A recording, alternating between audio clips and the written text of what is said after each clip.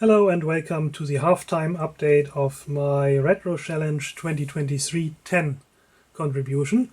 This is my project PicoRAM 2090 and it's a multi-functional expansion for this microtronic computer system, a educational 4-bit computer system from West Germany from 1981. That was my first computer on which I learned the basics of programming and, well, machine code programming, right? And with this project I'm going to take it to the limit, so to speak, right? So the plan is basically to add SD card storage, to have speech output, right? You already heard it here. To have sound output and yeah, also give it the ability to write text to an OLED display, because as you can tell, I mean, by default it only has a hex monitor LED bubble display here, so very retro, 1981, bare level machine code programming. So the CPU is a Texas Instruments TMS 1600, clocked at 500 kilohertz, so not even 1 megahertz, right? And so it's not native TMS 1600 machine language, but it's basically an emulator in this mass-controlled microcontroller, right? And it's an educational machine code language there. So originally, as the name of the project already suggests, PicoRAM 2090, it started out as a Raspberry Pi Pico learning project. I asked myself whether the Pico is actually fast enough to emulate the SRAM, the RAM chip of the microtronic, right? And so usually it has this 2114 SRAM static RAM chip. It's a 10-bit address bus wide 4-bit words static RAM chip, right? So 1024 4-bit words, and this is where it stores its programs. So it's a Harvard architecture, so it's a program-only memory, right? And so why would you want to do this, right? And emulate basically the SRAM chip with a Raspberry Pi Pico, right? So yeah, multiple reasons. So, but of course the most important reason is that this allows you then to store and restore programs to and from SD card, basically micro SD card here, easily and quickly, right? Because I mean, the Pico just has a big array basically serving the memory contents, right? And if you have a microcontroller such as the Pico, you know, you can connect an SD card module and simply dump the memory contents as a file onto the SD card and also load it back from there, right? Rather quickly and swiftly, though that takes a second or two. And instead, if you wanted to store and restore your programs using the cassette interface, right, of the microtronic, then it takes minutes, 5 to 8 minutes, right? So that was the original motivation. So, and it turned out that the Pico is more than fast enough to emulate the SRAM, right?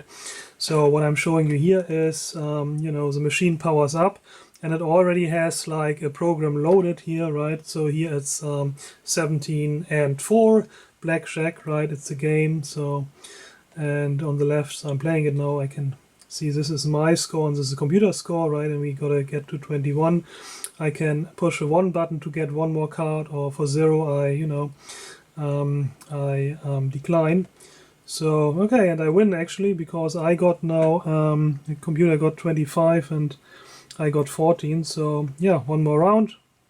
So you can tell that the Pico is actually serving the program, right? And yeah, this is a program read-only, as I said, right? So there's no writable content. All writable memory is in the registers of this machine. It's a Harvard architecture, but you know, I can clear the memory, right? Now it's all zeros, and so all this goes over the Pico. And I already set it up that way that the Pico has more than enough memory to serve more than one bank, basically, right? So what I can do is, with this button, I can materialize and swap in different memory banks, basically. And here on the display, you see the bank number here. Hash quote 0 is the bank, and then there is the address, and here's the mnemonics or the opcode, right? So by stepping through the bank numbers here, I hope you can see this, right? So bank 5, 6, 7, 8, 9 up till F, right? I have 15 banks, 16 banks currently. Sorry, 15 banks. So I have a different program now in bank 1. And this time it's a NIM game, right? So yeah, those programs are just ROM programs basically in the firmware of the Pico, right? And I can also swap in yet another program now. Instead of the NIM game, now we have a little counter program, right? And so on.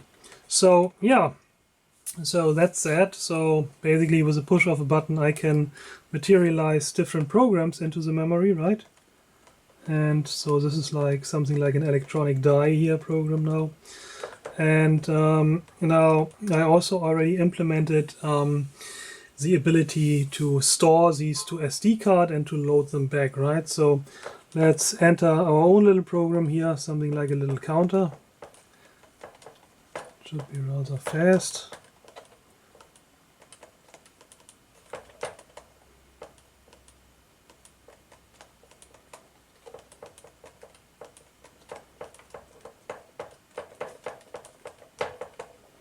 No, there's our counter program, right? And this is currently in bank number 3. So now let me save this to SD card. Save mic. Now I have a little file name creator here, so basically I can create a name, right? And say this is P1.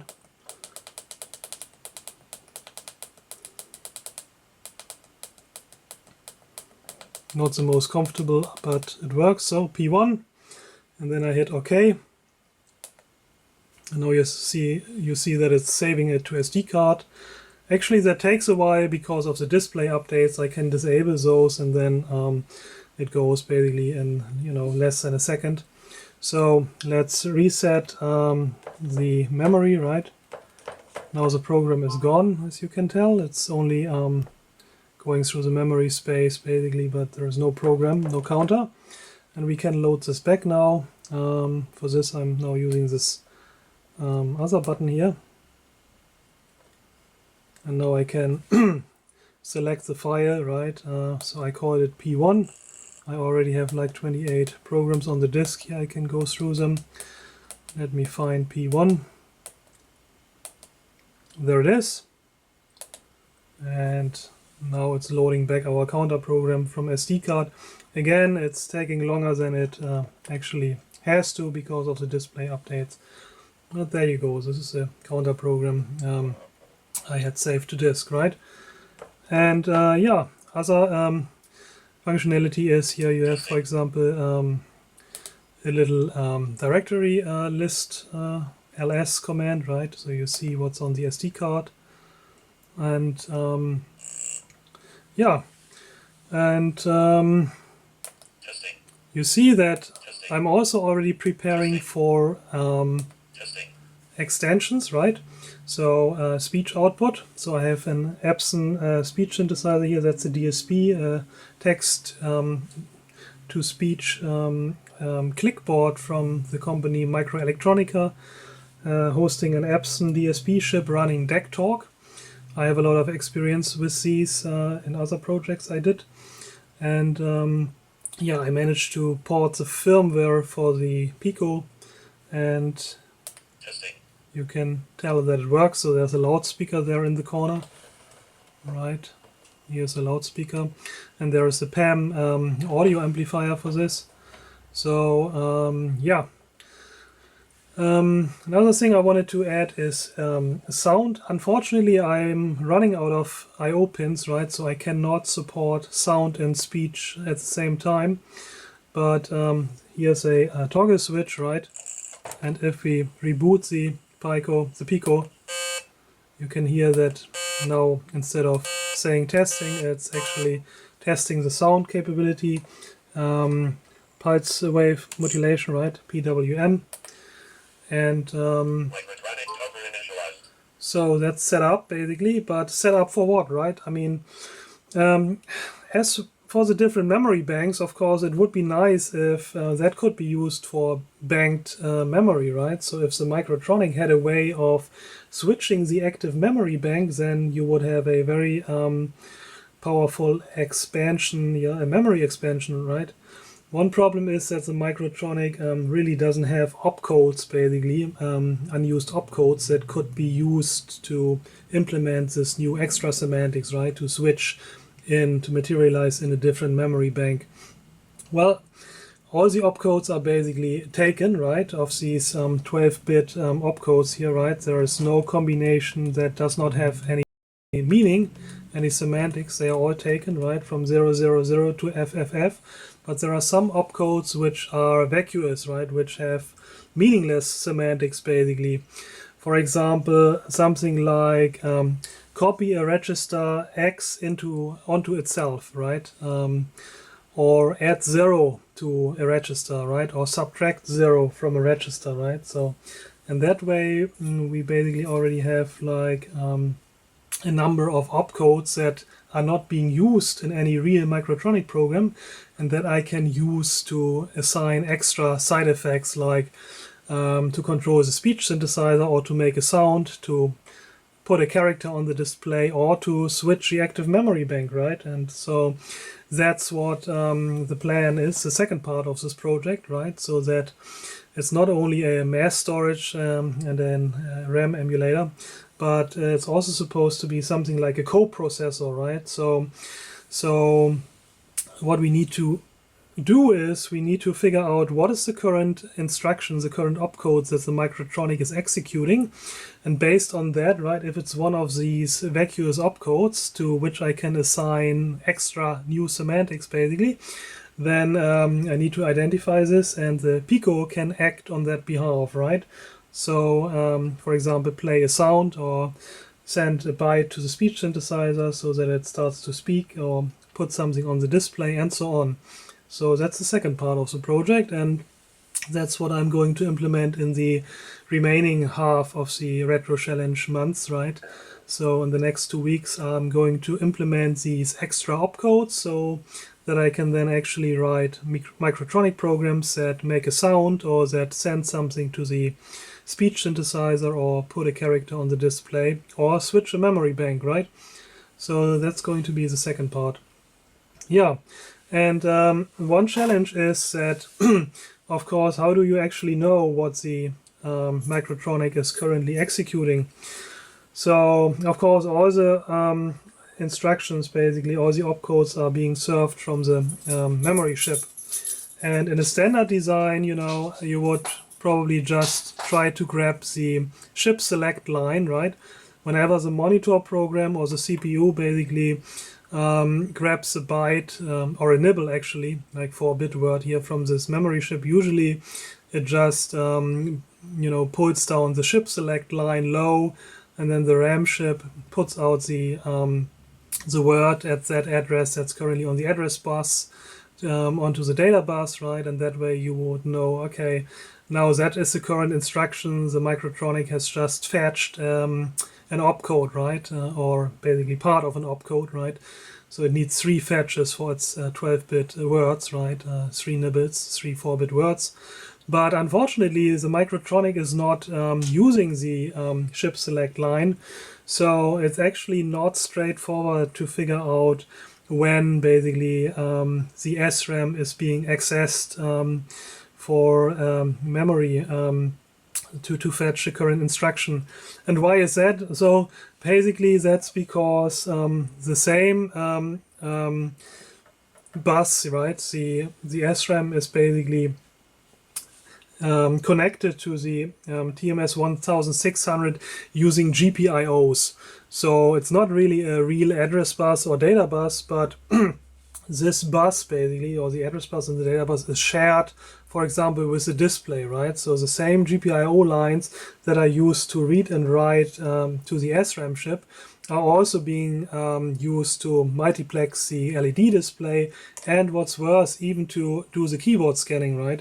So if you listen to these lines, you know, you you sniff or snoop the address bus and the data bus, you see a whole lot of activity just from multiplexing the keyboard and from driving the display, right? For multiplexing the display, that is not related at all to fetching the current instruction from the program memory. And so it wasn't straightforward to actually from all this noise on the buses to identify the signal, right? But I managed to do this basically, so I sorted out which of these accesses are from the display and which are from the keyboard and so on. And you can tell basically that I can now step through the program here, and you can tell that the Pico is actually updating the display, and it shows the same opcode, right? So I sorted out basically the protocol, and when the program is running now, the Pico actually knows the current instruction that's being executed. So there was a bit of work, and it wasn't straightforward, right?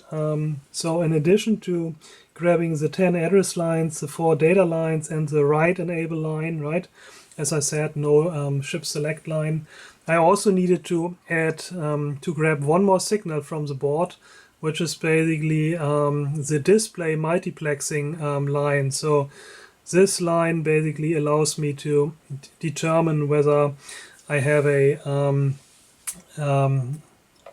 I have noise on the address bus based on the LED display multiplexing. I still have no way of basically sorting out the keyboard accesses on this bus, right? But that was then already, with some logic in the program, that was then already enough for me to figure out basically what the current instruction is, right? And so stepping through the program, you can see that this is actually showing the same values, right? So I know what the microtronic is doing now, right? And of course now I'm good to go basically to, given that the Pico now knows what opcode is being executed, I can now implement this coprocessor idea, right? And implement extra side effects such as speech output and sound and so on. Yeah, so I think the program, the firmware made good progress already, right? And so 2 more weeks and I should actually then have opcodes that can do all these extra things. And so I have also one button here which allows me basically to enable or disable these opcodes, right? If there's a star, then the opcode extensions are enabled. It is disabled, right? And you also see here TDS is for text to speech is enabled, right? This is what's being determined upon power up, right? So as I said, there's a toggle switch here, so if I reboot, then now I have sound listed here, right?